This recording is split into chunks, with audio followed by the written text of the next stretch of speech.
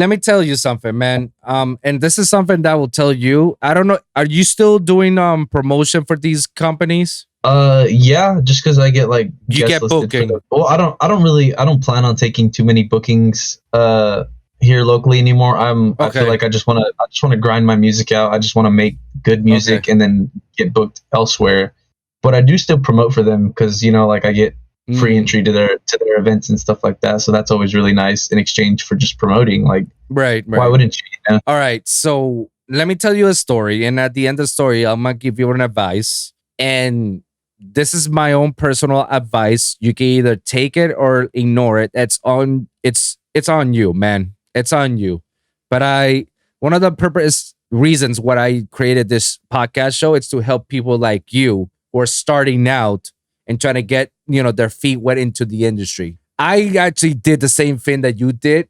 When I moved here to Miami, I didn't know who the fuck is anybody. I was just a local random from Puerto Rico who just came here. I just finished school. I want to get into the music scene. I want to get into ultra, whatever. And luck by chance, I saw on Twitter by some homie of mine, that Life in Color was looking for DJs and promoters, promote their festival. So obviously I took that. I saw that. I was like, man, this is an opportunity because fuck, Life in Color, that's big. Life in Color is like was one of the biggest back then, in 2014, along with Ultra and EDC and Tomorrowland, because they do that shit all year round, different areas in the States and whatnot. And I joined. I went there. I told them, yo, straight up, what is it that I have to do to be on that lineup for Life in Color? Obviously, they looked at me with this, face. I was like, who the fuck is this guy? Like, well, okay, sure. Here's what you gotta do. If you promote every day on social media, if you sell tickets to all our shows, our local shows, and if you do a lot of street promo with not just our local shows, but with the festival itself, then maybe we'll give you a chance to be on one of the slots. All right, bet. Let's go. They shoot me up for failure at that point because it was like mostly one of the hardest things to do. Cause like I told you, I'm new. I don't know anybody. So who the fuck am I gonna invite to sell tickets?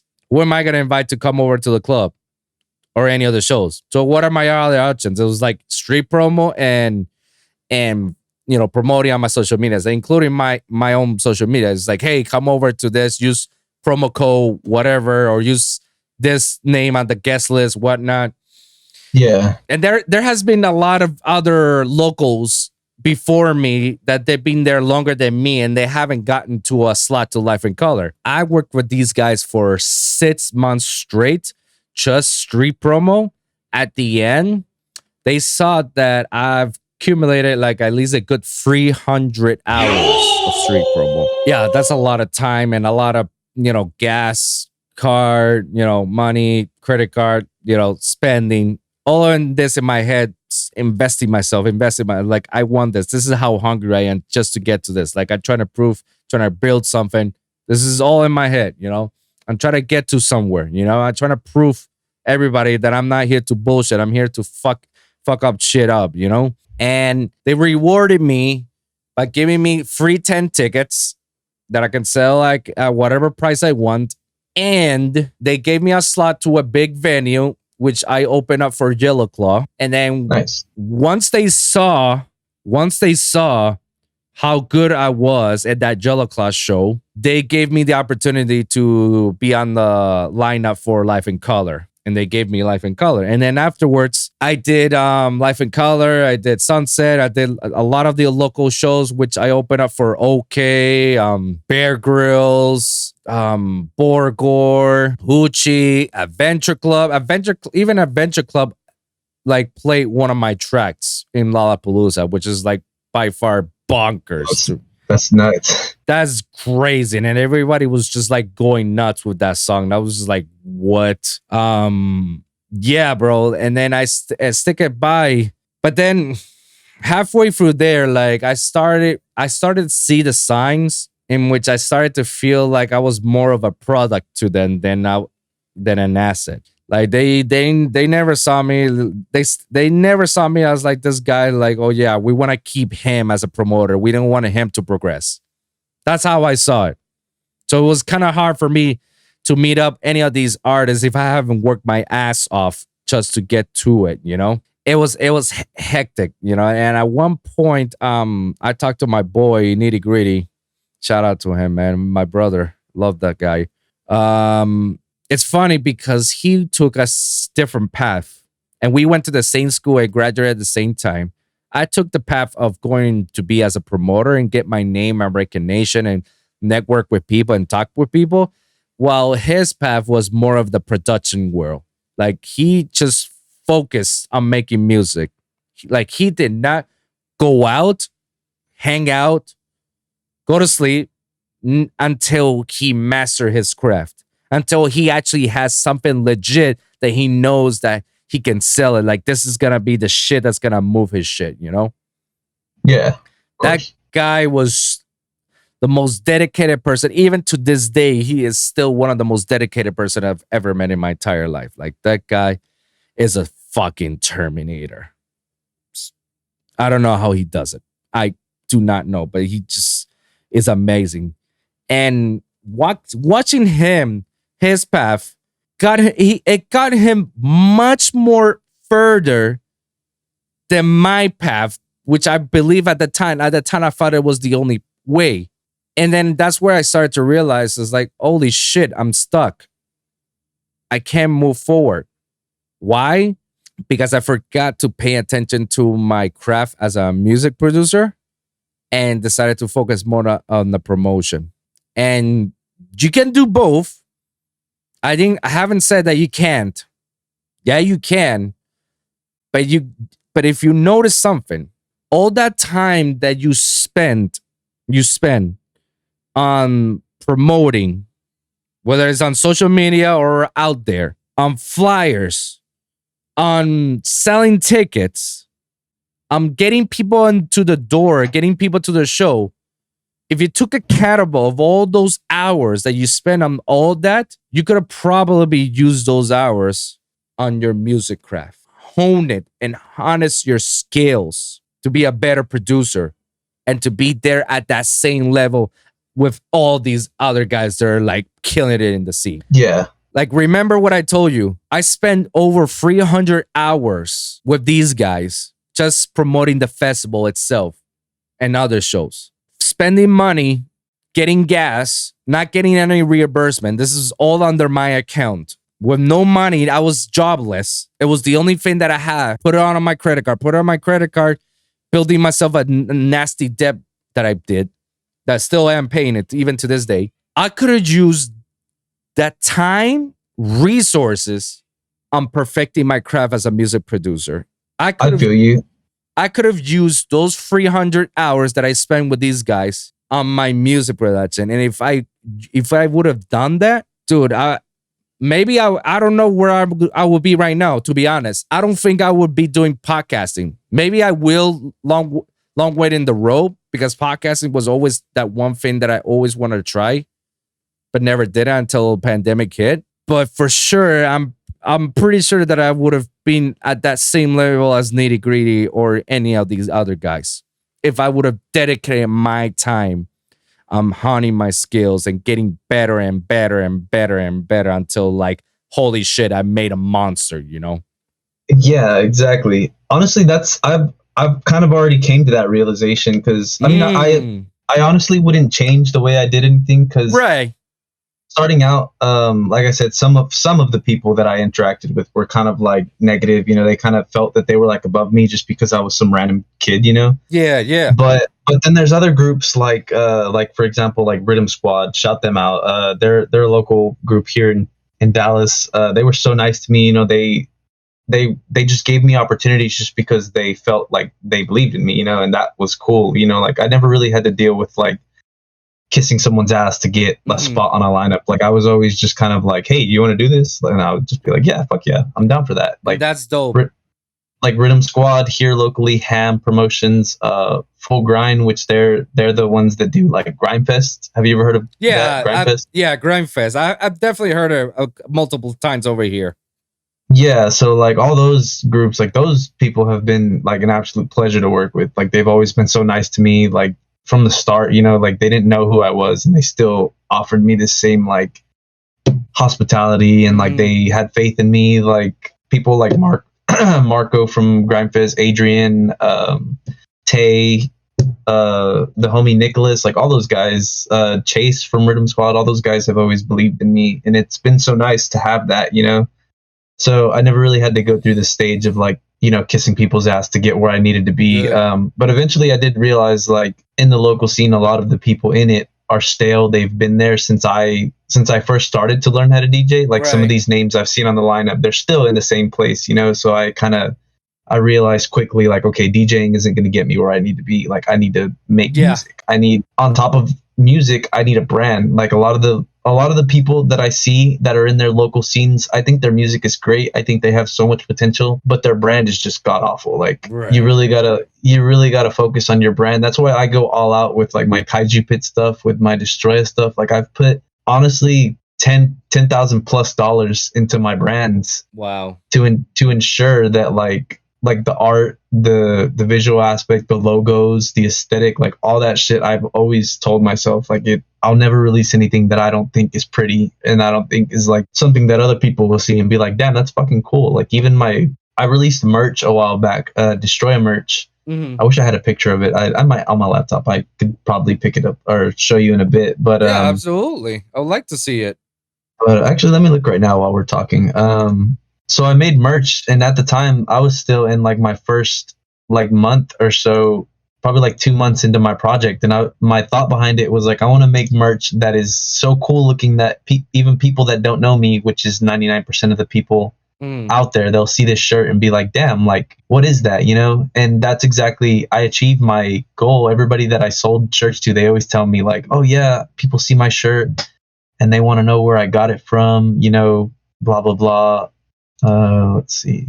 Found the folder. Let me just pull it up. Okay, here we go. Can I screen share or? Yeah, go ahead. Go ahead and screen share. Damn, that shit looks fire. Yeah, so this was my first design that I ever put out. Like this was on the front of the shirt and this was on the back. It's one of these. This was going like down the spine of the shirt. It's in the same picture. I'm looking at the same picture that you sent. Oh, okay. Let me close that one out then. Can you see this one? Did it change yet? Let me see. Screen share again. There you go. Yeah. Damn. So this is what's on the back of the shirts. But I just kind of like, I knew that I needed a strong enough brand to build my shit off of, and I spent a lot of time putting that together, and I kind of turned it into what it is now. Like when people see my stuff, like it's very obvious that it's my stuff. Like when people see my Kaiju Pit stuff, it's very obvious that it's Kaiju Pit, you know, because I take all of that into account. Honestly, I spent a lot of time more so focusing on my brand, that now it's a strong enough brand that like now all I need to do is make good music. And I've been trying, like I'm trying my hardest to advance, and I kind of fell off, honestly, focusing on like Kaiju Pit and you know, dealing with work and being at the gym all the time. Like I kind of fell off and lost my focus. But now, like you said, like it's all about just grinding, not going out, not like going to parties and stuff. Like it's just, you got to sit at home and perfect your craft, which is where I'm at now. And that's kind of the boat that I'm in. I'm just trying my best to learn as quickly as I can to catch up with all my friends, because all my friends are so fucking talented. Like, yeah, all the people that we fuck with, at least in the grocery boys, man, these guys are talented as fuck, man. I'm surprised that half of these people that I've, you know, thankfully I got them over to interview, either they're starting to blow the fuck up or they haven't been discovered yet. And still wows to me to this day. It's like, how the fuck nobody's ever fucked with you like that? Like, how come nobody is ever listening to you? Yeah, so that's actually a great segue into like my Kaiju Pit project, because I started it because when I first started DJing, I knew that I had to do something to set me apart from all the other local DJs. So to me, that was song selection, and I spent all the time like digging on SoundCloud for people that had like 100 followers at the time. Like their songs had like 20-40 plays, but their music was way better than anything you're hearing on like main stage festivals. So I was like, what the fuck? Like, why are these like 13-year-old kids in like random countries around the world making bangers, and no one's hearing them, you know? And like I started by just throwing all that music in my sets, and people always appreciated that because I was always playing, like every single time I was booked, I was always playing shit that nobody else was playing because I took the time to dig. I didn't, if I saw that it was like a mainstream release, I completely ignored it, didn't care for it, which that sounds kind of like pompous or like, you know, whatever, but I just really wanted to put on for the underground, the kids that actually deserve it and that aren't getting it. So then I thought to myself, like, well, where can I take that, you know? And I had the idea for like a collective. I was like, okay, I can reach out to all these kids that I listen to that are killing it and see if they would want to work with me on something. And I spent the time kind of planning out Kaiju Pit. And it actually started as a Grimefest stream. They let us, during the pandemic, Grimefest was doing like all their streams, pretty big stream. Shout out Tay for putting all that together. Like all the big names were on these streams, and I reached out to them and was like, hey, I'd love to do like my own, like me personally curate the lineup. You know, I have people that I think deserve it. And it took a while, but eventually it finally happened, and I put on all the people that I felt really deserved it. And I made a Discord server, which I'll send you an invite for that here in a bit. For sure.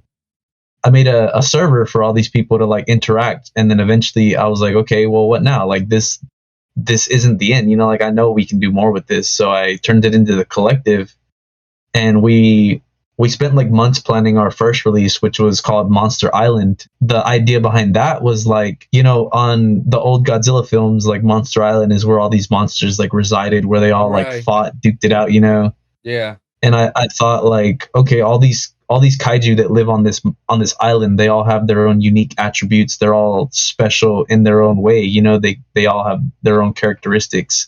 In a sense, like our artists are an exact reflection of that. Like each one of our artists is different in their own way. Like they specialize in their own style of making music. And I always wanted our releases to reflect that. So I kind of like, I got all my homies and I was like, yo, I want to do this.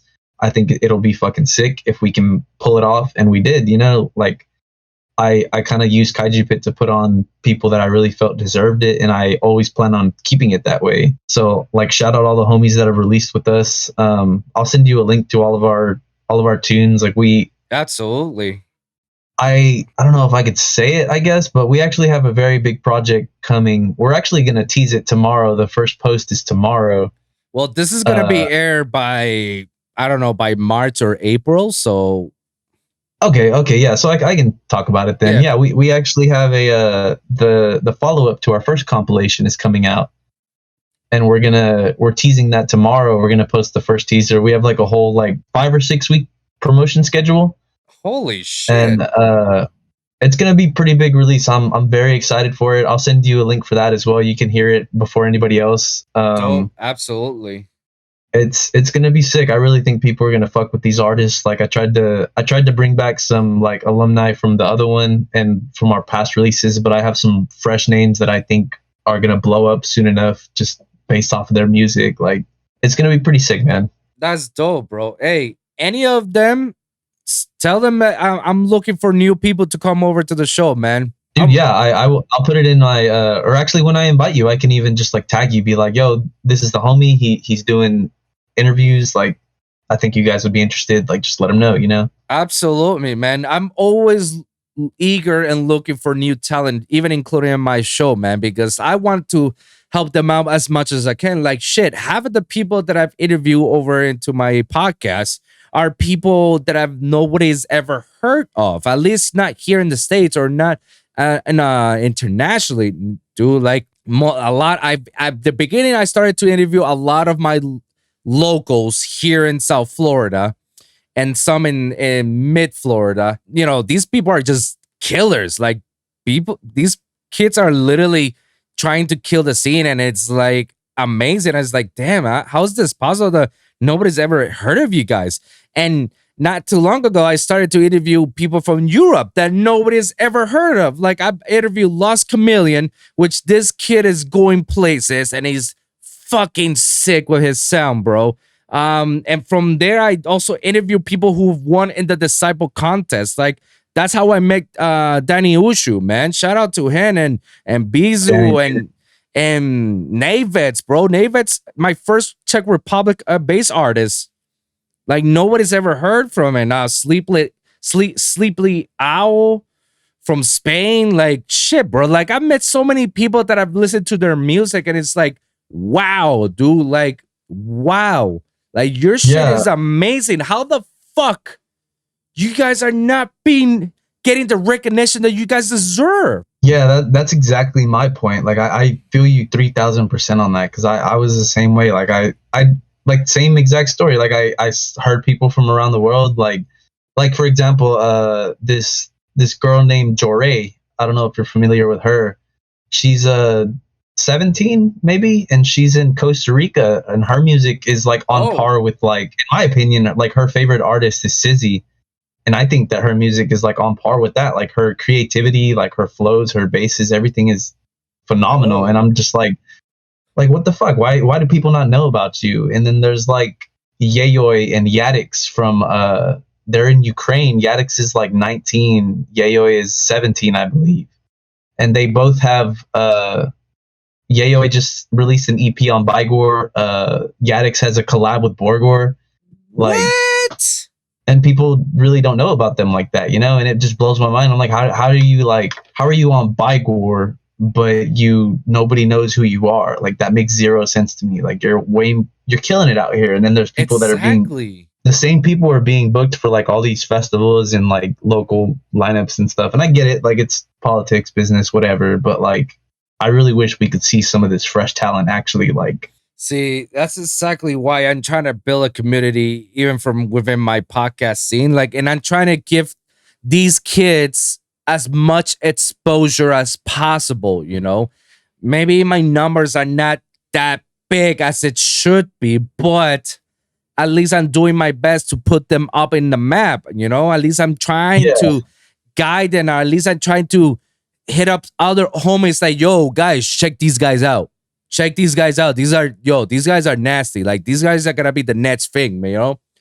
Yeah, exactly. I do the same thing. Like all my Kaiju Pit artists, I push the absolute fuck out of them. Whenever like people ask me for music, I'm like, oh yeah, listen to this. Like this is like they're on Kaiju Pit. Like look them up, look up their catalog. Like all their shit is crazy. Check them out, please. And most people come back to me. They're like, yeah, these guys are fucking sick, dude. Like, you know, blah blah blah. Like I don't know. It's like I think it's most of the reasons why it's because of what you mentioned. It's politics. Unfortunately, sometimes we have to play politics here in the scene for you to get at least, you know, like your titties sucked, you know?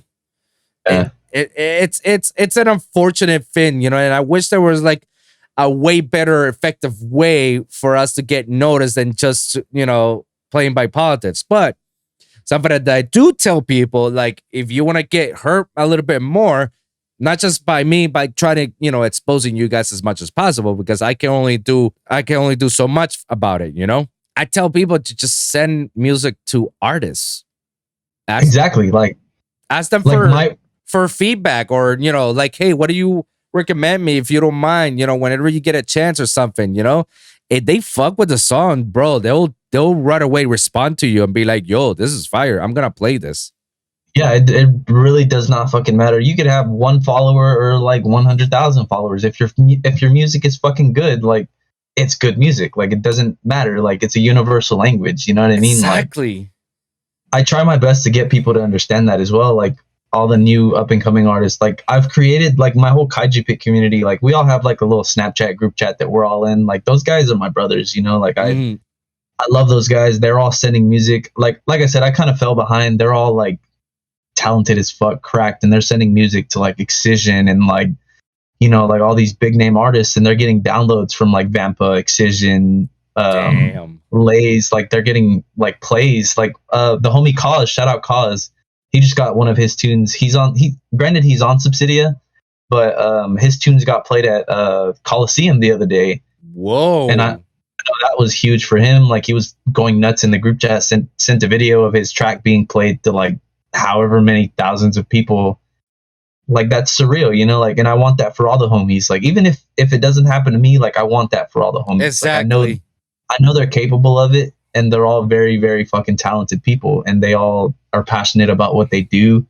and I know that they can do it. They just have to really apply themselves and actually do it. Like, in my opinion, like what you said earlier, sometimes you have to play into the politics.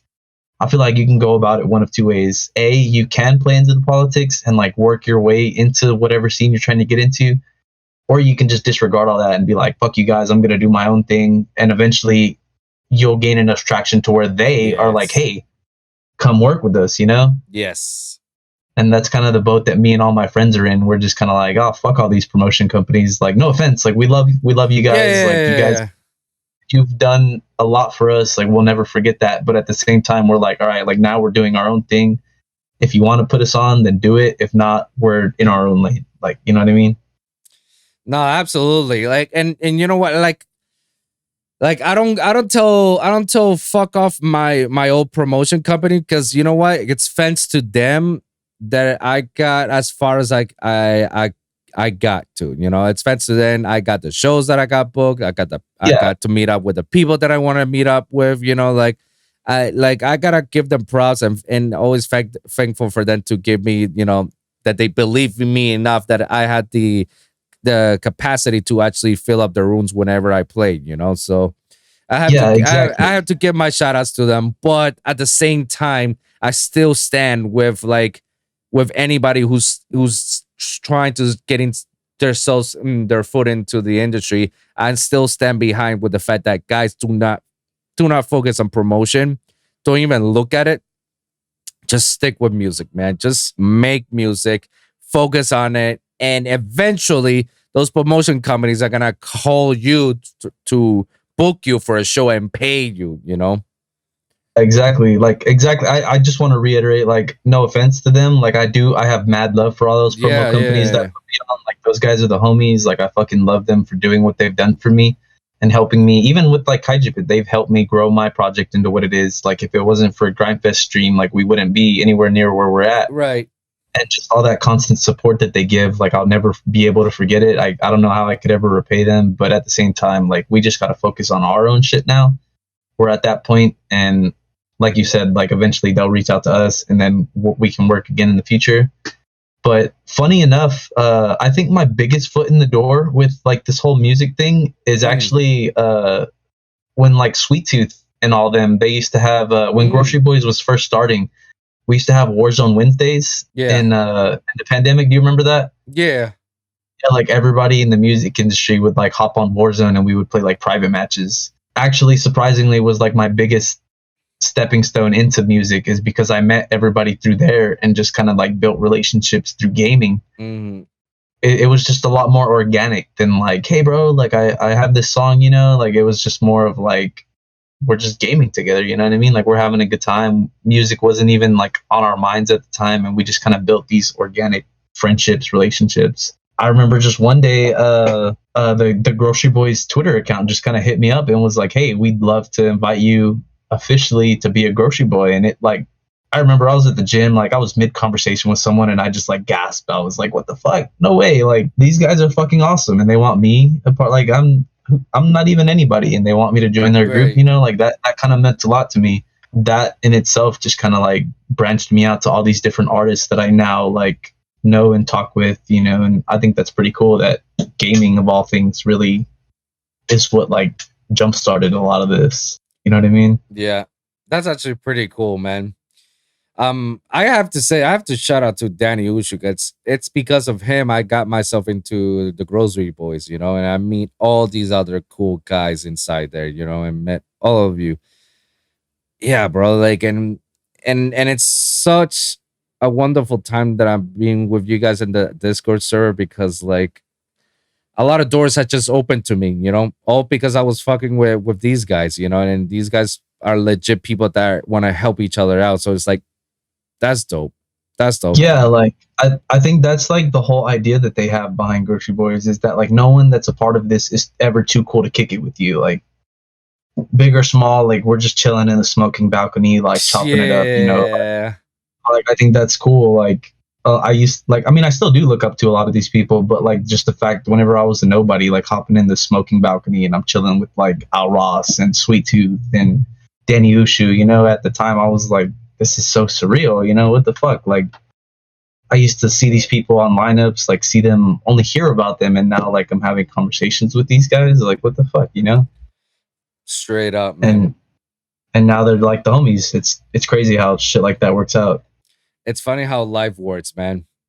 Yeah, like it all kind of always seems to come like full circle. Yep. Exactly. Exactly, man. That's I'm another thing. Sorry, I didn't mean to interrupt you, no, but no, no. that's Go, go, another go ahead. that's another big thing that I feel like in music, like just being a genuine person will get you so far, because in a scene that's like riddled Woo! with toxicity and like shit Yes. people, whenever there's a genuinely nice person in the room, Preach.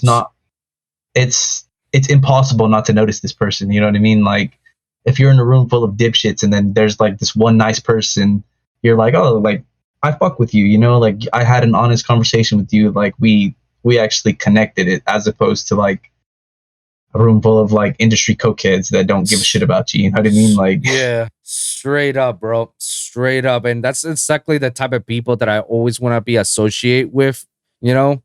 exactly. I've always been a lone wolf. I mean, name of the podcast, you know.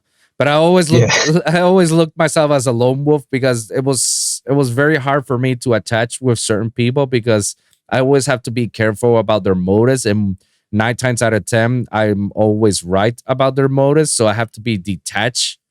And when people tell me like, "Oh, you're from a guy," yeah, I'm like, "Nah, nah, I was never with that guy. It was that guy dirt me dirty, and if it did you dirty, it's like I feel for you, man. Like, yeah, no, don't ever associate with me this." So I'm very, very careful with the people that I talk to, with the people I'm fuck with, you know.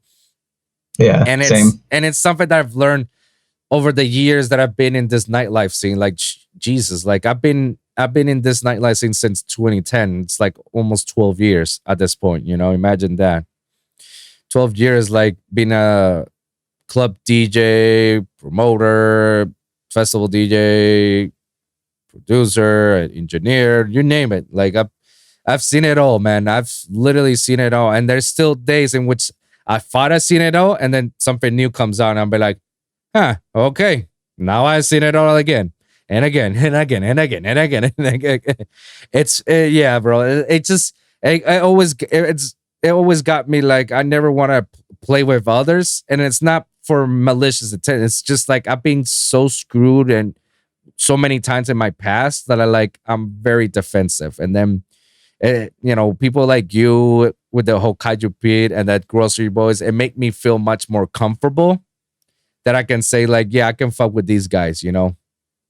Because Exactly. Like even before music, like I've been through a lot of shit in my life. Like I used to be a completely different person than I am now, you know, like yeah, I've just been through a lot of shit, you know, and even before music, I've been very selective of who I give my time and efforts to. And then I got into music, and then I quickly realized like that's something I have to like my time and energy I have to value even more than I already did, because like right. you said, like people come with malicious intent. You never really know what they want. Like if you're not useful to them, they just discard you. Like it's Exactly. fucked up. Like so I completely feel you on that, man. 100%. Yeah. And that's why I always want to make sure when they're on my show, like I want people to feel as comfortable as possible, and I want them to feel like they're special, like they mean something, you know? Like fuck, yeah, you're in my show, but you're supposed to feel like you're part of this show, you know? Like I want Yeah, you to exactly. feel like you're a fucking superstar because that's how I see you, you know? And that's how I want to treat you, you know? That's how I want you to feel like, you know? So you matter to me. You matter for someone. You matter to a lot of people. So that way you will know that if you ever need help, I'm always here to help out, you know? And you will never feel left out or feel like betrayed, because I know that feeling and I do not want that for anyone else, you know?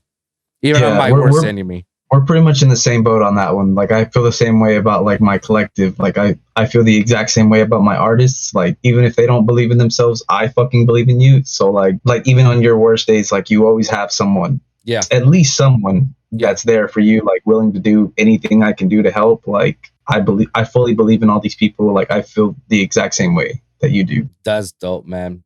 That's dope. Um, I actually wanted to ask you something about your projects, because you said that you right now gaining back again on making music, right? Because you had to put it on pause for a bit. Yeah, I mean, I guess it wasn't exactly that I had to put it on pause. It's just that I had so much other shit going on Right. that I never really had the time to work on music. And whenever I was working on music, I really have a very bad habit of like, I'll either write an intro or I'll just start with the drop and then I make like a little 16 bar drop and then I'm like, all right, next. So I never finish anything that I make. And it's like a running joke even amongst my little friend group. Like I get made fun of so much whenever that like I start something new. They're like, dude, you haven't even finished the last fucking 20 things that you started. Dude, you're not the only one. Like I've done it before. One of my closest homies from Miami is a notorious person of doing that. Like if you listen to some of the projects that he started, you'll be listening to it and you'll be like, holy fucking shit. This shit looks like it's about to go blow up into a label or something, and then he forgets about it and doesn't finish it. Yeah, I'm the exact same way. Like I'll polish it to like absolute hell, and then I'm like, all right, I'm happy with this. Never finish it. Never come back to it. Like, and then just start another one, and then another one, and then another one. Yeah, like that's. I guess I'm too much of a perfectionist. Like I guess like which everyone tells me that's something that I have to get over in music because it's never gonna be perfect. So I just need to like push my music. Like, dude, I don't know. If you listen to some of my music, I'll tell you that it's never done. It's never finished. Like even to this day, the tracks that I have it right now released, I felt like I could have done more about it, but it's like, dude, it's out there. So it's like I'm not gonna do anything. I'm not gonna change it. It is what it is, you know. It's a very hard thing as a producer to let go of a project when you know there's more and more. You know, someone who's very notorious about this and feels like that all the time, Tynan. Oh yeah. Every time he does a project and he releases it, he always says like, shit, I wish I could have done this. I wish I could have fixed this. I wish I could have actually do this and do that." And most of the time what he does is that he ends up doing VIP versions of those songs, you know, and just plays it on live. Shout out Tynan, dude. I used to fucking love him, dude. Like he was one of like the first sample packs I ever had, like when I first started producing. Yeah. And all the like sounds and stuff he had in there, like it blew my mind. Shout out to him. I actually was a beta tester for his masterclass. His masterclass was actually pretty dope. Really? I didn't even know he had a masterclass. That's pretty sick. Oh yeah, with Dawn Nation. Shout out to Wyatt as from Dawn Nation as well. I fuck with that homie, man. He teamed up with Dawn Nation and he did a masterclass with two of his songs, something like Water and Interdimensional. Oh, that's fucking sick. And I might have to check that out. Yeah, dude. And he actually, and when you take the masterclass, not only does he go step by step what he did on the projects and how he did it, and you know, intro, build up, drop, second drop, third drop, outro, breakdowns, vocal processing, the mixing process, the mastering, all that shit. Not only he tells you what he did on all of them and go step by step, he also gives you like the projects itself. So I actually have I have both of his projects and sample packs of his. Yeah, that's fucking sick. So it's like, so whenever I actually feel like, damn, I want to reverse engineer his project and do something out of it, it's one project away for me to do it, man. And it was just like fucking nuts. And I remember he gave that to everyone in the masterclass. I mean, whoever purchased the masterclass, kudos to those guys. You actually learn, you're going to learn a lot from him. Yeah. And anybody who was a beta tester like me, it was like 25 people and I was one of those 25. I think I was like the third out of 25 that we got into it. Yeah, that's pretty sick. Yeah, so I highly recommend you check that out from Tynan and Dawn Nation. You know, that masterclass. It's worth your while. And they also got other masterclasses like AU5's shit. AU5 is a god, bro. Is a god that walks among humans because his level of music is just, I'm speechless even to this day. And when I saw one of his masterclasses, I was just blown away. I was blown the fuck away of how he actually makes his music and how he actually makes his melodic drops and all that crap, bro. Like there's a lot to take. There's a lot to take in, you know. Yeah, I've heard some of his Mousetrap stuff. I like his music. I also have his sample packs as well. just because someone recommended it to me, and I was like, oh, you know what, I'll buy it, and I bought it, and a lot of the stuff in there is fucking awesome, especially like the effects and like the drums and stuff.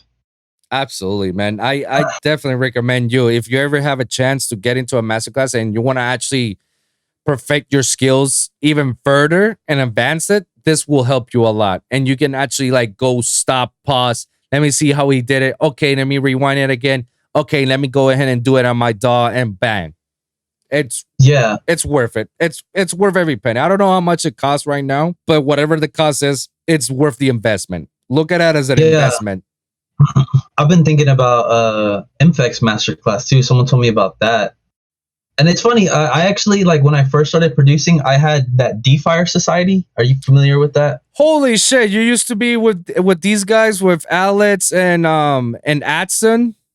Yeah, I mean, I kind of was, because at the time I would watch these videos, but like I said, I was brand new into producing, so I'd be watching these videos, and the whole time I'm like, what the fuck are they talking about? Like, what is any of this that they're doing? Like, I don't understand, you know. So I went like 3 months on that program before eventually I was like, you know what, this isn't for me. Like, I have no idea what any of these people are talking about. Like, I need to learn the basics and then probably come back to. So eventually I do want to go back to that, because that is like the most unreal catalog of like knowledge that I've came across, and like the level of talent that they have coming through there like every week. Just absolutely. With the feedbacks, bro, the feedbacks from actual fucking are like high level artists. That's fucking and you can take tutoring sessions with these guys.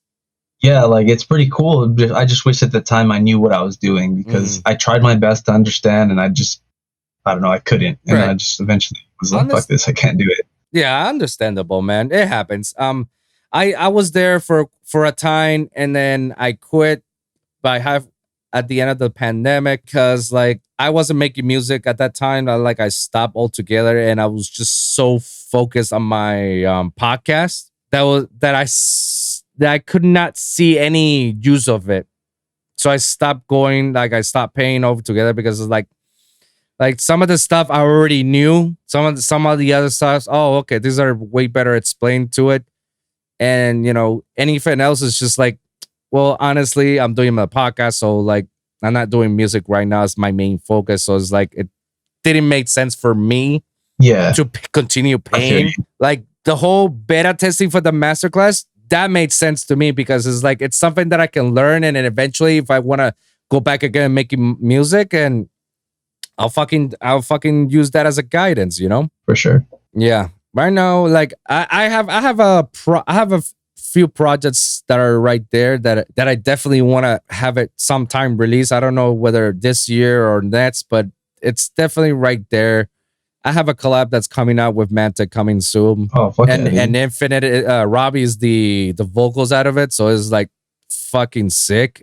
Nice. So that'll probably be a dejected release then, huh? Yeah, it's gonna be dope. It's gonna be dope. It's me and Mantic's first attempt to do melodic dubstep, but it's nice. But it's like very, very different. Very different than your regular melodic dubstep drops. It's just different overall. And a lot we've been having a lot of people fucking with it, and happily, and I was just so happy that Robbie just jumping into the project and start singing it with it and be like, dude, that's sick that he likes it. Everybody likes this. Like, dude, like this is gonna be a monster. I feel it's cool. Fuck yeah, dude. I'm happy for you. Especially like being with Mantic and Robbie like that. Like you three guys together, like that's gonna be fucking sick. Yeah, thank you, man. I love those guys, man. Yeah, shout out to those guys, giving me the opportunity to be part of their group and be part of them in the project. I couldn't ask for anything better, man. Like I'm so grateful. Those guys are the best. Shout out Grocery Boys. Hell yeah, Grocery Boys. Let's go. Yeah, and then I got some songs out there. I'm trying to build a project. I've mentioned this to a few people. This project that I'm looking into. I'm the works. Maybe as first I wanted it to do as an EP, but I felt like with my time, like I don't feel I'm gonna have enough time to go come up with the theme of the EP, and it's not gonna look that pretty as per se. So I decided like let me do this as a 2 single EP. and it's gonna call Hope and Despair. Nice, kind of like a what's it, like an A/B kind of thing? Yeah, basically. Yeah. Obviously, like, what's the opposite of hope? It's despair. And what's the opposite of despair? Hope, you know? Yeah, exactly. So, like, what That's I had, pretty sick. thank you. Like, I still don't know what I'm going to do with the project, where I'm going to release it, with self release or someone will pick it up or whatever. No clue. It's still, I haven't even touched the project yet to work on it and finish it. I just know that I already have the idea and the concept itself ready to go. Like, Hope itself, the track is gonna be like something very happy, melodic dubstep with some future rhythm aspects on around it. Something that's very bouncy and happy and Yeah. gullible. And then you got Despair, which is gonna sound like very heavy tear out dubstep all together. It's gonna tear shit down, Yeah, that's fucking awesome. That's actually what I've been on lately is like tear out. I like the music I have been making has been more like heavier than anything else. I wish I could make future rhythm. I fucking love the way it sounds. I fuck with it too, man. I just don't know how to tackle it. I don't know how to get involved with it. I have to sit down with somebody who's into future rhythm that I can actually go step by step and be like, oh, okay, now I get it. Okay, that's how I can do shit like that. Okay, got it. Yeah, from what I understand, it's a lot of vocoding. Like that's what everyone. That's always their first answer. I'm like, how do you do that? And they're just like, vocode, man. Like vocode everything. And I'm just like, okay. Yeah, basically that's what it is. Like I pre-try it once, and I was like, okay, so this is how you do it. But it was like a simple vocoder itself, like, and just route it out to there. It's like the process itself is weird as it is. So but. Yeah. But yeah, like I said, I have to sit down with somebody. But like I feel like these are like a project that describes me and what and all the how can I describe this? The project itself describes me for all the shit that I've dealt with in my life. Like I had so much like despair in my life that I never thought that it was gonna be an end of the tunnel, and then somehow hope came about, and then boom, that shit saved my life. And that's how I look at it at this project, And the artwork itself, I don't know what's gonna be the artwork. All I know that the artwork is gonna be split. This side is gonna be white, happy, light, bright stuff, and this other side is gonna be dark, gloomy, fire shit. It's some weird concept that I have it, but it's gonna be fucking dope. I just don't know where I'm gonna release it. Who am I gonna release it with? If there's gonna be people involved in this to single beat, I don't know yet. I just started. I just know that this is the goal that I'm trying to reach for at least for this year. Well, it's good that you have that vision. Like I see the vision too. Like that sounds fucking awesome. Especially like I can imagine like the promo content that you can make with such a like idea that you have. Mm-hmm. Like I think it'd be pretty sick. I know it's gonna be sick. I just know it. I just know. Yeah. It. But yeah, that's like something that I'm in the works. In the meantime, I'm trying to, send music to people, say like, hey, you want to jump on it? Like, do it. Like, let's jump on it and make a collab. If you're down, you're down. If no, that's fine. Not gonna be mad about it. Yeah, and then my first metal step that I've ever released was like, that was like literally my first metal step that I was super proud of, because it's like the most original shit that I've ever done in my life. Like it cannot get any more original than that, because everything I've done was just so like the sound itself was all resample after resample after resample after resample and make that nasty shit, like even the drums itself is just like everything was just so that I wish that Ed Sisha could have picked that up. I wish that he could have picked it up, but he didn't. And it's like, it is what it is. And I just got it right there. And it's incredible that even with the marketing and the promotion I've done about it, like it hasn't got that much of it. That was like great. Only the time in which I've done so much original shit is the least when people listen to it. Like, oh no. When I do like half-ass shit, that's when people fuck with my music a lot. I was like, great. I'll think about that. That's like story of everybody's life. It sucks. Yeah. It really does, because it definitely, like, I showed it to Brendan, and Brendan was like, "Holy shit, this is big!" Like, yeah, I know, I'm not tuning my own horn. I just know when something is good and when something is bad. Like, I can tell how many songs that I've ever released that they're horrible, and I don't have no idea why I've ever released it. Yet those are the songs that people fuck with the most. It's like mind-boggling for me. I don't know why. I'm the same way. Like when I spend time on something and I'm like, yeah, this is fucking awesome, and I send it to someone, they're just like, I don't know, I feel like you could do this and that. And but then whenever I just like throw something together, a lot of the time it's just like, yeah, this is fucking sick, bro. You should keep working on this. And I'm just like, story of our lives, huh? yeah, Dude, and you're definitely willing to try other genres other than dubstep, or you're more basically stuck with the whole bass music stuff? oh yeah, dude. My biggest inspirations in electronic music, anyways, are like Borgor, Must Die, Space Laces. Ooh. Not so much for their actual music, but just for the fact that they've touched on so many different genres and they were actually good at them. You know what I mean? Especially Space Laces. Like, I'm sure you know he's on a whole fucking different planet than everybody else. Yeah.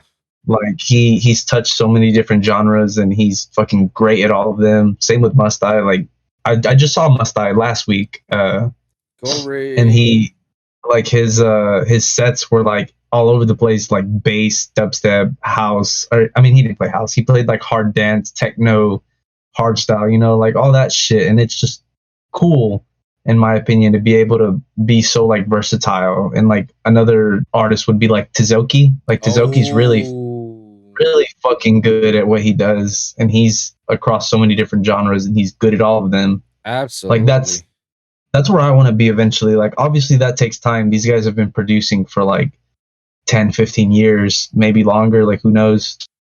Like it takes time to get to that level, and I've got so much to learn, but that's like my end goal, is to be able to touch on all these genres that I enjoy and like put my own spin on it, you know, say that I did it and be happy with it, you know what I mean? Even outside of electronic music, I've always been a fan of metal, like I said. And I, like, when I was in middle school, I taught myself how to do like the screams and like growls, and like I can fully do those kind of vocals now. I can play guitar, you know. Like eventually I want to learn how to be in a band. Like I want to make a deathcore band. Like that's been a dream of mine since I was in middle school. You know what I mean? Like that was my scene before the bass music scene. Like I would go to all the local shows and stuff, like go to these little festivals here locally in Dallas with like all the metal bands. Like that shit was so cool to me. Like I wanted nothing more than to be like in a band, like playing music that I made, you know? That's pretty dope to hear, man. I mean, hey, if you are down to do a metal step with me, man, I'm fucking down with it. I'm down, bro. Like I could throw some vocals on there, like some, maybe like a riff or something. Like we should do it. Absolutely. I'll send you my song, bro. I'll send you the song that I released, man. And you know, and maybe we can work something out afterwards, man. Yeah, dude, I'm fucking down. Like I bet we could do it. Like I've been talking with another guy who's in California. His name is Notiso. Okay. I think that's how you say it. Sorry if he sees this and I mispronounce that, but he's actually kind of doing the metal step thing too. Like it's interesting. Like his intros are just straight up deathcore. Like it's just like riffs and like drums and like he's going ham vocals, but then like at some point it just starts building and then like boom, dubstep. And that's like no one else is really doing that. You know, like everyone else kind of incorporates metal elements into their music, but they don't have just straight up metal in their music. Like, well, I mean, Sullivan King, Phase One, and Excision are one of those pioneers to do that shit.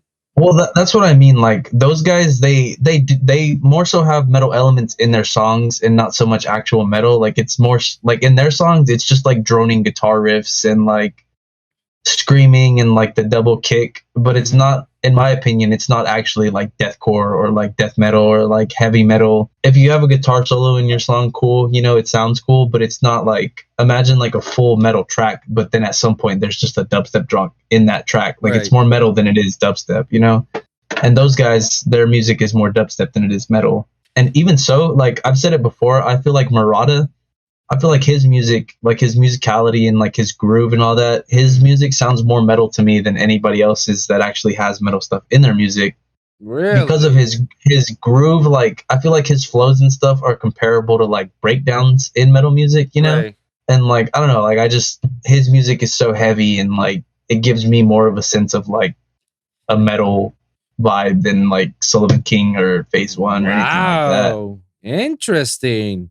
I've But I that's just my always opinion. no, that's fine. There's no right or wrong answer about it, but it's an interesting point that you brought up to it because I always thought, Sullivan King is like very metal into his dubstep, because like obviously he sings on it, he screams at it, he gets his riffs out of it, and it just it's full of energy. Like you feel like you're on a band. Like even sometimes when he DJs, he actually brings up the fucking guitar or even sings on it. Like anybody who Yeah. wants to step into metal stage is like, oh yeah, just jump in with Sullivan King and you will have a fucking banger of a song. Yeah, but like just being so like balls deep into like death metal and like deathcore and all these bands, like I know Right. that it could be better. And like his idea of like metal with like I'm not trying to sound like a hater, but like their idea of it is like just dun dun dun dun dun dun dun dun dun dun dun, and people are like, oh yeah, metal. Like he's screaming, he's playing like one string on the guitar with the guitar solo thrown in there somewhere, like. But I want like actual like breakdowns and like growls and fucking like complex guitar riffs, stuff like that, like with dubstep involved. And that's kind of like where that other guy that I mentioned, he's kind of like pioneering that sound in my opinion, because I've never really heard anybody actually throw like a full ass deathcore tune in there and then like with a drop in there. You know what I mean? I know there's a song in Phase One's album Transcendence that he did like a mid tempo, and he actually did it with fuck. That album was actually very good. I really really liked that album. Like the collabs that he had on there were like the collabs that he had there were phenomenal, and like he did it with North Lane, and I'll tell you, Digital. Digital was probably my favorite song of them all, bro, because he did it because it started very, very metal, and it's featured by Periphery. There you go. That song's fucking. I love Periphery as a band, like, and seeing that like I said, the collabs on that album are ridiculous. Like, Yeah. I when I saw the track list, even before I heard it, I was like, dude, this is nuts. Like, how did he fucking do this? You know what I mean? Like, he had Bone Thugs on there. Like that in itself was like, I was like, what the fuck? Like, Exactly. I was like, holy shit, that's nuts. So it's like I felt like Phase One when he tackled that album and did those, collabs with those people, he definitely did balance it, but like he definitely tuned into his inner metal step shit, Like yeah, that album's kind of an exception because that's more of like his newer style with like like the collabs and whatnot. But I mean, my favorite song is Digital with Periphery, like that, because it started very, metal shit, and it kept, and even at the breakdown, just when typical metal that you start singing very nice, and then it just builds it up to something mid-tempo shit. I'm just like, whoa, this is fire. I really like that Crash and Burn just because I really like the vocalist. North Lane? Yeah, North Lane. I really like their vocalist. Like his vocals on that song really like the cherry on top, and just the pre-drop vocal where he's like crashing. Yeah, and then that like it's just sick. I fucking love that album, dude. Yeah, that album was actually a very good attempt of what Phase One was trying to do. Yeah. But speaking about some of this stuff, like this comes all boiled down with the concept of sound designing, and I want to know where's your stand on all this. Like, do you believe as a producer is sound designing a luxury or a necessity? I guess I kind of stand in the middle because I don't really lean any other way. Like, I appreciate cool sound design because a lot of the people that I know have like fucking crazy sound design that right. It really pushes their sound to the next level. But then at the same time, you don't really need crazy sound design to make a banger. Like, look at all these main stage dubstep artists. Their sound design isn't necessarily like the craziest out there, but the masses fuck with it. Like you kind of said earlier, like going back on like the you try something like brand new and people are like, oh yeah, that's cool, but then you try like your basic like wop wop wop wop and everybody's losing their fucking minds over it. So like it can go either way really, in my opinion. Like, it's not a necessity, but it definitely like sets you aside from everybody else, because some of the sound design I've heard from like even outside of like necessarily dubstep, like just kind of, I don't know what it would be called, but have you ever heard of like Future Collective? No, I There's can't one say. guy. There's one guy on there. He's my friend Brenda, who is another artist. Her name's Brenda Vega. Her husband is named BDOS. Mhm. And some of the sound design I've heard on his songs is actually pretty cool. Like shit that I'm just like, wow, that, like, how do you even do this kind of shit, you know? Damn. Or like Space Laces, you know, some of Space Laces, the sound design is fucking raunchy, and it shouldn't make sense, but it does, you know? And I really fuck with stuff like that. Like that's just outside the box and like crazy sounding, Mhm. but it's still like hard hitting and it makes sense. You know what I mean? Yeah, So I would just say I stand kind of in the middle on that's fine. that argument. That's fine. There's no right or wrong with this answer, of the question. I Yeah, tell this to everybody, and believe me, everybody has a different answer. There are times in which people have like same similarities, like one thinks like the other, but everybody has a different take about it. And that's okay. That's good. It's always good to know other people's perspective with the matter. I feel like it's a necessity, because like if you ever want to stand out from others, like you will definitely need to be sound designing a lot and spend hours and hours just to craft on it. Now, do I believe like it should be your number one priority? No. I've said this plenty of times. Like sound designing can be like your top 5 at best, or your top 3, however you want to put it. But your number one thing when it comes to music is song structure. You yeah, definitely want to be great at song structure. Like the fact that you can structure a song and have it like in blocks, like intro, break, build, drop, break, build, drop, outro. exactly. Once you have that, it'll be super easy to make everything else. And the second thing that I always put on people: learn how to mix your songs. Learn frequencies, dude. Learning how to mix will save you so much future problems, bro. Guaranteed. Mix sounds are hella important. Like that's one of the first things I tried to teach myself. I wouldn't say I'm like necessarily the best at it or anything, but I'm definitely getting way better than when I started. You know what I mean? Yeah. And like even sound design, I suck ass at sound designing. I just do a lot of resampling. Like I just fuck with stuff that I don't even know what it does until it sounds cool, and I'm like, all right, I can use this. You know what I mean? Like, Hey, and let me tell you, resampling is another form of sound designing. So if the fact that you're actually putting some of the work for resampling, that's already another thing. That's already a good thing. You're already heading to the right direction. And there's nothing wrong with resampling. Like shit, if I tell you some of the nasty shit that I'm making right now, if I tell you that it all started with one basic sound, it all started, and then it worked with this whole magic fucking nasty shit that'll fuck everybody up. yeah, some of my favorite like whips that I have. We used to do these production challenges in the Kaiju Pit server, where like you would get a bass one shot, you would get a vocal, and then you would get a melody, and then you would just use those 3 things to make a drop or like a full song if you could in that short Right. time. Like we usually did it in like 2 hours. And some of my favorite things came from just making all these different basses just from one bass shot. Like I just kind of fucked with it and be like, all right, how can I use this one noise to make like a whole drop? You know what I mean? And that's how you do it. Yeah, like you learn a lot, especially being under a time crunch. You just kind of like, all right, what can I do like in this short period of time? And you make some cool results. Like absolutely, bro. And you learn a lot from it, and that's one of the cool things. And you get yourself trained enough to actually get yourself adaptable to these situations and make stuff out of it, Yeah, exactly. I fuck with it, man. I fuck with it. We got a few more questions that we can wrap this up, my man.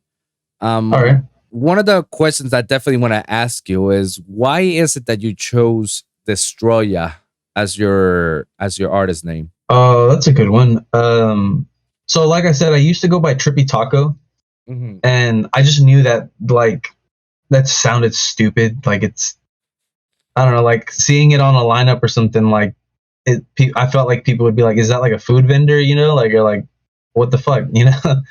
So I knew I had to have something that I could build a brand off of. a strong brand at that. Yeah. So I actually have it right here. I can let me grab it real quick. I have a little thing that my ex-girlfriend got me. Where's it at? I actually don't know where it's at. I had it here. It was a little VHS. It was the classic Godzilla versus Destroyah. Yeah, I remember that movie. Yeah, like that. I used to be so obsessed with like the Godzilla games and movies as a kid. Like the games, Hell especially yeah. like some like kaiju fighting kaiju action. Like that was the coolest shit ever. I wish they would bring those games back. Yeah. But I just sat here and thought like, what can I build a very strong brand off of that sounds cool and is a reflection of like me as a person. And I looked at that VHS and I was just kind of like, you know what? I think that's fucking awesome. Like I can do that. And I at the same time, Bring Me the Horizon, they came out with they were coming out with their latest EP, the post survival human horror.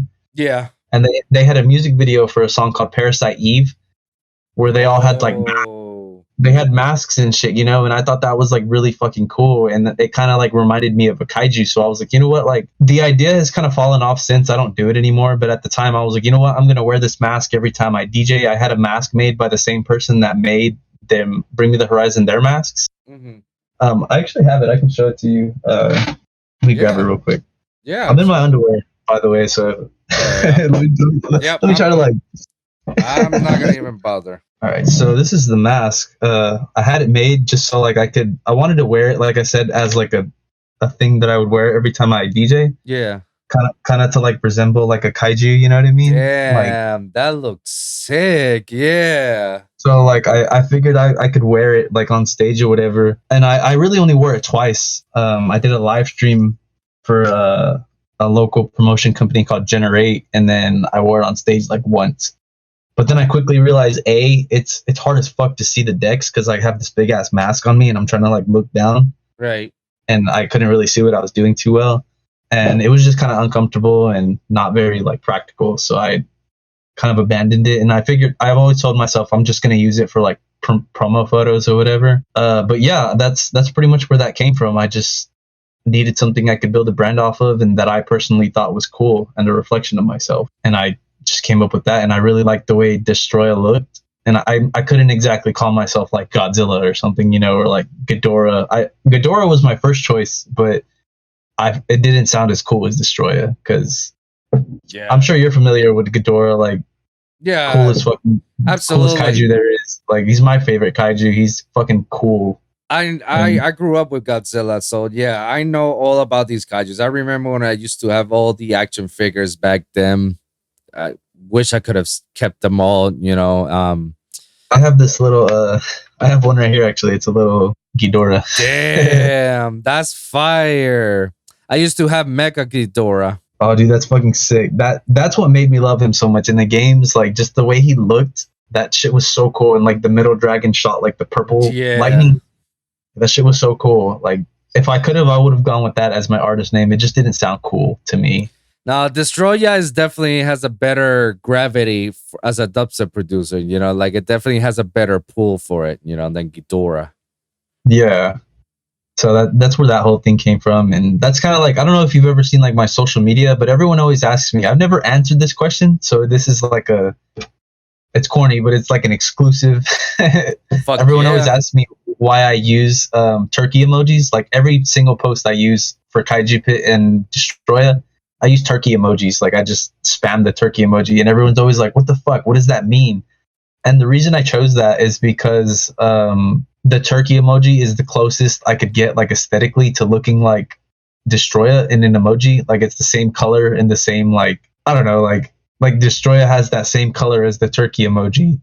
And I use that specifically for that. Like, and now it's become such a big part of my branding that like every time we post something, we use the turkey emojis, or like like whenever I have a show, I'll be like, it's Thanksgiving dinner time, you know, like it's just a little funny part of my branding that I started to do. Hey, if it gets people to talk about it, hey, you might as well.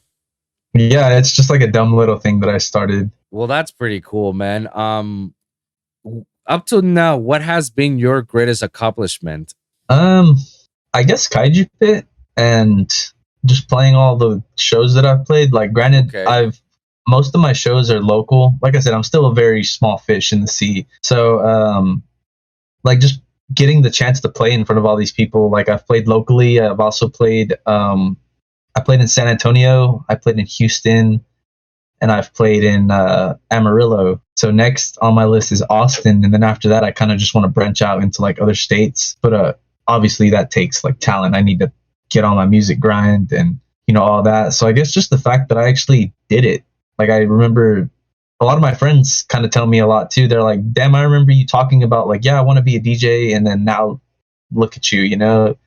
So I guess just the fact that I actually did it and like devoted my life to music and actually made something of it is a pretty big accomplishment for me. And Kaiju Pit just it's literally like a year old, honestly, at this point, and it's gained a lot of traction. A lot of people know what it is and like what our mission is, and it's just cool to me that me being like who I am, like I'm fucking nobody, I'm just some random guy. Like I have recognition in my brands that I built in over like less than 2 years. And like to me, that's a pretty big accomplishment. That's pretty dope. What are you currently doing right now, and what do you hope to accomplish by it? Right now, it's just mostly music, man. Like I'm trying my best to grind out music because that's what's gonna get me where I want to be. Mm-hmm. So, and what I want out of it, I don't really know. Like I do it for a passion. I always tell my friends the second that making music isn't fun, stop. Like just go do something else. Because it's not at that point. It's not a hobby. It's like a chore, and I do this because it's fun. Like it's what I want to do. And I guess my long-term goal, I guess, would be to make a sustainable living off of it. Like I want to pay my bills off music. I want to like pay my bills off this Kaiju Pit shit. I want to like I said earlier, I really want to just give people that same escape that music gives me. Like I want people to like forget their problems. Like if they come to a Destroyah show, like for that 1 hour, like I want people to feel the same way that I used to feel when I was at like my favorite artist's set. Like I just fuck the world. Like I'm here in this moment, like listening to my favorite music, and that's all that matters. You know what I mean? And that's kind of what I feel like music is about. Like it's just about sharing your own personal vision of it, your own personal experiences, and maybe someone can relate, and maybe someone can like, just feel better about themselves by listening to your music. You know what I mean? Because I know I feel better about myself listening to my favorite artists. Like I hear when I'm sad, I'll listen to like my favorite metal or something, and I'm just like, you know what? Like it's not so bad. Fuck it. I can do this. Like if all these people can get through all these problems and like make such a big impact on the world, like I can do it too. You know what I mean? I'm with you, man. As for Kaiju Pit, I really have a goal of making that into like kind of the same goal that Grocery Boys has, like a multimedia platform. Mm-hmm. Like I want to have YouTube channels. I want to make a clothing brand out of it. I actually have multiple clothing brands. Multiple clothing designs for Kaiju Pit in the works. I can show you some of that as well. I want it to be fashion, music, label, collective, gaming. Like I want to cover all of that with this one brand, and I feel like it's very possible. That's pretty dope, man. I like to hear Thank that, you, man. That's a lot of cool things in the way, man. I like when people are like that, are very passionate to their work, and they're very goal oriented and know what they want, and doing this for the passion, because they love shit like that. And yeah, that was one of the things that happened to me in my life when I was making music. I felt like it was more of a job of a short, and I wasn't feeling happy about it. And that's when I stopped altogether, because if I don't, I'll burn myself out, or I'll be falling into a deep depression that I would just not gonna recover from it. So it's like, yeah, I like let sometimes it, breaks I let it are go. actually they're very necessary. Like breaks are, like I said, I always tell my friends breaks are necessary. Like if you feel yourself losing interest, or that it's not fun, or you're just like burnt out, feeling sad about it, like just walk away, dude. Like do something else. Play a fucking game, like hang out with your friends, go drink or something, like whatever you enjoy doing, like go do that. You know what I mean? Absolutely, man.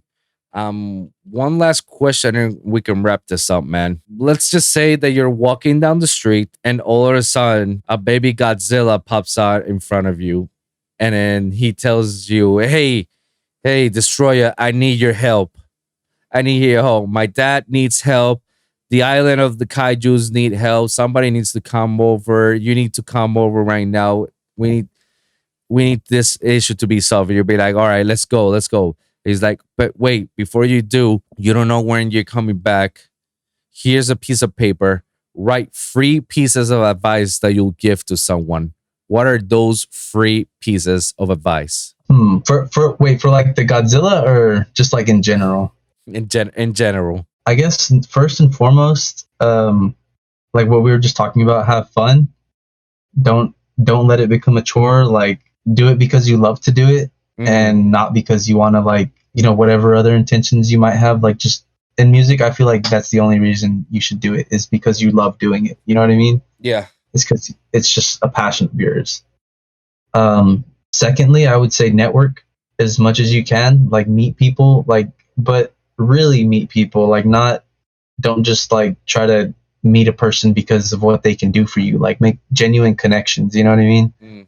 Like meet people, talk to them, ask them questions. Like what I've noticed is a lot of music producers, they don't want to talk about music because a lot of these people, it's their job already. Like you said, like it's a job at that point, and it's not something like you don't want to bring your office home with you when you go elsewhere. You know what I mean? Yeah. So like actually talk to them. Like, what do you enjoy doing? Like talk about video games, talk about anything. Like just make genuine connections with these people, and always keep your intentions like genuine, I guess. Like just be lighthearted, be like loving in any way that you can, like in your approaches, but also like we talked about, like be cautious, like because not everyone has the same intent as you. Yeah. Not everyone is there to be like a genuine person. Some people are literally, their only intent is to like fuck you over however they can, and like milk you dry for their personal gain. So that'll be the second thing. And 3, I guess it kind of ties in with those. Just be yourself, like do your own thing.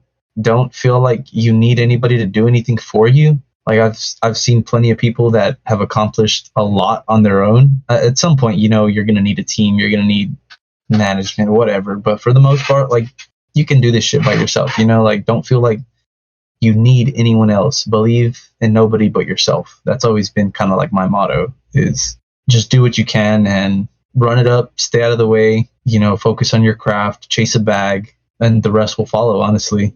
I'm with you on all those, man. Those were great advice that you give to someone. And I hope somebody, if they're listening or watching, man, listen to this wholeheartedly, man, because that's exactly how people do get less motivated of doing their stuff. Like get passionate to something that they love and enjoy doing, as looking at it as if it's not a job, it's just something that you love every day, guys. Just and be humble, guys. Be humble. Just be genuinely a good person and be humble, because we don't need more toxicity in this industry. We already got enough as it is. Just be good to people, and people will fuck with you back, and they will help you even more and further your career as well. You don't know. You can never know, guys. But I know that being genuine with people and being nice and helping others and being humble has got me very far in this industry, and has got me into some of the most powerful people out there, that it's all thanks to them and their guidance that got me to where I am right now. So it's like, it does work, guys. It does work, guys. It's just, just don't be a dick. Yeah, pretty much, to put it simply, just don't be a dick. Don't be a dick, honestly. Dude, Destroyah, thank you so much for coming over to the show, man. It was an honor and a privilege for you to come in here, man. And you're a friend of the show, man. Whenever you want to and come back again and kick it, just let me know and we'll do another one, man. Dude, for sure. Like I honestly can't believe how much time has passed. Like this has been great, man. Thank you for having me, man. This has been fucking sick. Like talking with you has been. We definitely got to keep in touch as well. Like I said, I'll invite you to my server. I'm gonna send you some shit as well, like some Kaiju Pit exclusive shit. You can get a peep before anybody else. Absolutely, dude. Absolutely. I'll fucking listen to that, man. It's been a pleasure. Thank you so much. No, thank you, man. Thank you. But before we leave, plug yourself out. Let the people know where they can follow you and follow Kaiju Pit stuff. And it's what to expect for us in the future. So my on all social media is just at Destroyah Dub, and Kaiju Pit is just at Kaiju Pit. All of our socials are in our bios. Like my bio link is my link tree to all my stuff. It's just the link tree /Destroyah, Yeah. link tree /Kaiju Pit. You'll see all of Kaiju Pit releases, all of our social media, all of my releases, all of my social media. Mhm. As for the future, pretty much everything that I said, but I'm pretty sure by the time this airs, Monster Island Volume 2 will be out. So go run that up. Lots of fresh talent on there. Some of my favorite fucking songs I've heard in a while. Shout out our artists that work with Kaiju Pit. Shout out Kepler. Shout out Niche Inc. Shout out Grocery Boys. And shout out CCG, the homies. I don't want to say what that stands for. It's it's kind of obscene, but yeah. As far as my personal brand, I'm gonna keep grinding this music out. Hopefully, by the time this airs, I'll have a tune out. I'm actually working on some shit that I actually don't hate for once. So Yeah.